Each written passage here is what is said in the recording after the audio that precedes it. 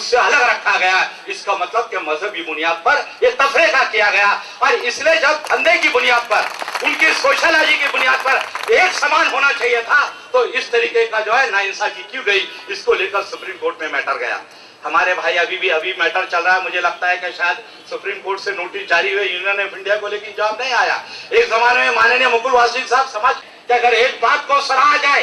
कि जिस तरीके से अभी बात हो रही थी सच्चर कमीशन की, कि सच्चर कमीशन को इस समय पर डॉक्टर मनमोहन सिंह और सोनिया जी ने कम से कम उसको टेबुलेशन करने का मौका दिया। वो भी एक ऐसे हालात थे कि जब इस कमीशन ने रिपोर्ट दे दी और जिस समय पर पार्लियामेंट में टेबुलेशन होना था, तो कई फिरका परस्त लोगों ने अलग अलग तरीके से और ये कह दिया कि भाई ये तो बरसों से जो है ये चला आ रहा है, फिर अभी क्या मौका है कि मुसलमानों को जो है रिजर्वेशन दिया जाए। लेकिन गनीमत है कि कम से कम सच्चर कमेटी के बाद में एक अल्पसंख्यक जो है, एक जो है आपके कमीशन बन के एक हुकूमत के अंदर एक जो है वजारत बन गई, जिस समय पर सबसे पहले यार अंतुले साहब मिनिस्टर होते थे। मैं मुख्तसर ये कहना चाहता हूँ कि इस वक्त में हमें बहुत ज्यादा लंबी चौड़ी बातें नहीं, लेकिन ये बात अपनी जगह दुरुस्त है। हम गुलामी से दूर होने के लिए यहाँ पर सबसे ज्यादा कुर्बानी इस देश को, इसका फासला बहुत दूर नहीं है, अभी जन्म ही लिया था दस्तूर ने, अभी आजादी ही मिली थी, तो 1950 का जो ऑर्डर बताते हैं उसने हमको हमारे जो कुछ रियायतें मुरादें थी उससे महरूम कर दी। जन्म ही नहीं लिया था अभी दस्तूर ने, जब से ही हमारे साथ ये हकीकत हुई है। हकीकत में रिजर्वेशन धर्म के और मजहब के नाम पर कहीं भी नहीं है। बहुत मामला उठाया जाता है हिंदुस्तान के अंदर, अगरचे दस्तूर के साथ थोड़ी भी छेड़छाड़ हो जाए,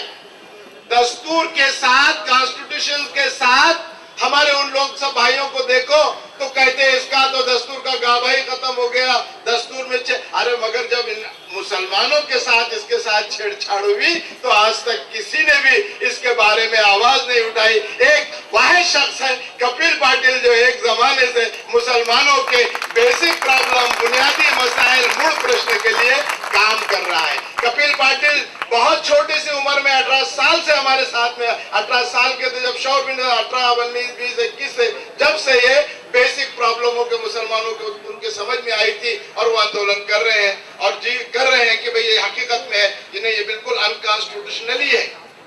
गैर दस्तूरी है। इसके लिए मूवमेंट चलना ही चाहिए और होना ही चाहिए। हमको महाराष्ट्र में यकीनन रिजर्वेशन मिला, एससी में नहीं मिला ऐसा नहीं है, ये बहुत कम लोग जानते हैं। हमने दिलाया है, हमारी मूवमेंट ने दिलाया है, हमारी मूवमेंट ने लड़ी है। हमने कुरैश बिरादरी को, लोगों को एससी के वार्डों से लड़ाया है, चुना करके भी लाया है, ये हकीकत। हमने मेहतर बंगी जमात को एससी के सर्टिफिकेट दिलाए हैं, उनको चुना करके भी लाया है। हमने जालना के अंदर एक कुरैश बिरादरी को आदमी को एससी का सर्टिफिकेट दिलाया, चुना कर लाया। उदगीर में हमने एससी के सर्टिफिकेट पर चुना करके लाए। देखिए, ये दरअसल 1994 में बिहार से ये मूवमेंट शुरू हुआ है और अब तो इस मकाम पर पहुंच गया है कि सब जगह से लोग इस आवाज़ को उठा रहे हैं।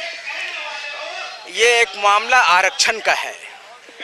लेकिन दरअसल इसमें एक कॉन्स्टिट्यूशनल इनजस्टिस हुआ है, नाइंसाफ़ी हुई है। संविधान की धारा 341 जिससे दलितों को आरक्षण दिया जाता है, उसमें मुसलमान की भी बड़ी आबादी आती थी जब 1936 में ये शुरू हुआ था। लेकिन 1950 में ये जब संविधान की धारा 341 के शक्ल में आया, उस वक्त इस पर धार्मिक प्रतिबंध लगाकर इसको सिर्फ एक मजहब के लोगों के लिए तय कर दिया गया। मुस्लिम कम्युनिटी की आबादी इससे बाहर हो गई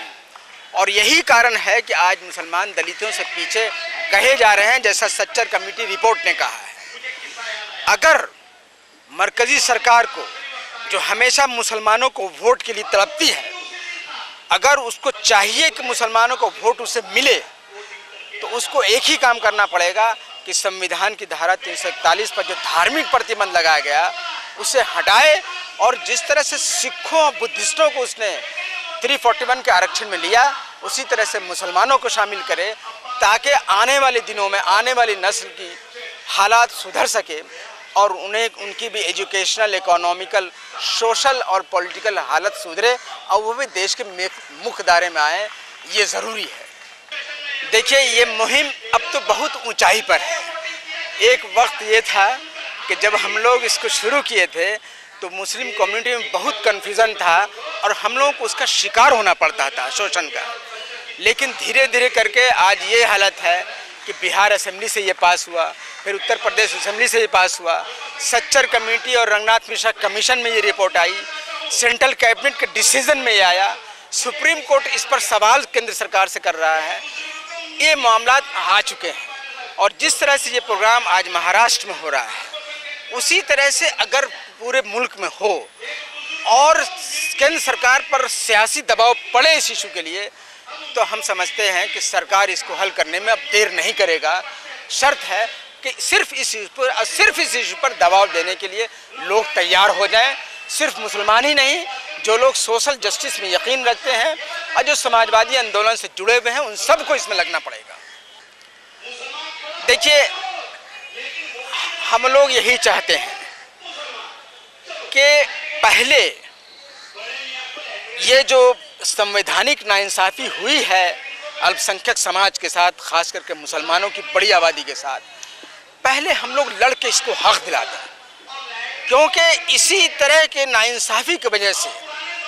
आज हमारा समाज तितर बितर हो गया और किसी को लीडर मानने से भी इनकार करने लगा। आप देखिए कि मुसलमान कम्युनिटी बढ़ चढ़कर वोट देता है, सरकार बनाने को एक मिशन समझता है, लेकिन इसका फ़ायदा दूसरे लोग उठाते हैं। राष्ट्रपति बनके, उपराष्ट्रपति बनके, मुख्यमंत्री बनके, गवर्नर बनके, चेयरमैन बनके फ़ायदा उठा लेते हैं, लेकिन मुस्लिम समाज को कुछ नहीं मिल पाता है। तो हम लोग ये चाहते हैं कि मुसलमानों को इस तहरीक को अब मिशन बना लेना चाहिए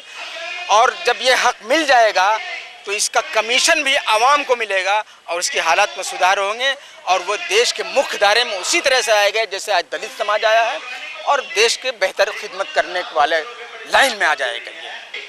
हम ये संदेश देना चाहते हैं कि देश से अगर कम्युनल पॉलिटिक्स को ख़त्म करना है, जो राष्ट्रीय पार्टियों का सबसे सस्ता रास्ता है वोट लेने का, ये तो मंदिर मस्जिद और हिंदू मुसलमान, हिंदुस्तान पाकिस्तान पर जो वोट लेते लेते मुल्क को महंगाई, बेरोजगारी या भ्रष्टाचार में ढकेल दिया इन लोगों ने, अगर इससे देश को छुड़ाना है तो मुस्लिम कम्युनिटी को मुख्य धारे में लाना होगा और उस लाने के लिए संविधान की धारा 341 में धार्मिक प्रतिबंध हटाना होगा। जब ये मुख्य धारे में ये समाज आ जाएगा तो हम समझते हैं देश से कम्युनल पॉलिटिक्स खत्म हो जाएगा और देश के इशू सामने महंगाई, बेरोजगारी, भ्रष्टाचार, बिजली, सड़क, पानी, यही मुद्दा रहेगा जिस पर लोग वोट देंगे, जो देश की अच्छाई के लिए ज़रूरी है। बात ऐसी है कि हमारा मेन मकसद आर्टिकल 341 के अंदर जो तमाम मज़ाहिब के मानने वालों को मराद दी गई थी, उन सबको मिलना चाहिए था। 1950 में जो schedule caste and schedule tribe order of 1950 निकाला गया, उसमें सिर्फ एक रुकावट डाल दी गई कि ये मराद सिर्फ हिंदुओं को मिलेगी। ये देश के सेकुलर कवानीन के ख़िलाफ़ है जो आर्टिकल 14, 15, 16 एंड 25 को वायलेट करता है। इस जो पाबंदी आयद की गई है उसको हटाया जाए। आज तक के ऐसा कोई दबाव नहीं आया है, लेकिन अफसोस का मकाम है कि 2008 में हमने महाराष्ट्र की खाटिक बिरादरी की तरफ से, जिसमें कपिल पाटिल साहब MLC भी हमारे वन ऑफ द पिटिशनर है, जो पिटिशन फाइल किया, गवर्नमेंट ऑफ इंडिया ने अब तक अपना हल्फनामा और जवाब दाखिल नहीं किया। मुझे पता लगा है 5-6 राज्यों ने अपना रिप्रेजेंटेशन सेंट्रल गवर्नमेंट को फेवरेबल भेज दिया है, लेकिन अफसोस का मकाम है कि महाराष्ट्र गवर्नमेंट ने अब तक इस ताल्लुक से अपना फेवरेबल रिप्रेजेंटेशन और रिपोर्ट गवर्नमेंट ऑफ इंडिया को नहीं भेजी है। हमारी अगली कार्रवाई होगी कि हम अभी फ़िलहाल जो बॉम्बे में धरना दे रहे हैं, बॉम्बे में जलसे कर रहे हैं, हम ये कोशिश करेंगे कि इस तरह के जलसे पूरे हिंदुस्तान के हर शहर, गली गली, कूचे कूचे हो, हम लोगों को जागृत करेंगे और एंड में इंशाअल्लाहुल अज़ीज़ हम दिल्ली में जाके भी एक बहुत बड़ा धरना देने की या एहतजाजी जलसा करने की कोशिश करेंगे। भाई, हम तो आपसे कहते हैं कि हमने 2008 से लेके 2013 तक hundreds of representation and memorandum तमाम जिम्मेदारान को दे चुके हैं, जिसमें सरकार में शामिल लोगों को, तमाम मंत्री लोगों को और तमाम कमीशनों को भेज दिया ये रिप्रेजेंटेशन दिया जा चुका है। जहाँ तक मेरा मानना है कि तमाम कमीशनों ने, हर कमीशन ने इस रिजर्वेशन के फेवर में गवर्नमेंट को सिफारिश की है, लेकिन हुकूमत के कानों पर जू नहीं रेंगती। हम तो ये कहेंगे कि जो सरकार हुकूमत कर रही है उसको इस मामले में ईमानदारी से काम करना चाहिए और मुसलमानों से और हमारे क्रिश्चियन भाइयों से इस schedule caste and schedule tribe order के तहत जो उनका हक छीना गया है उसको दोबारा बहाल किया जाना चाहिए।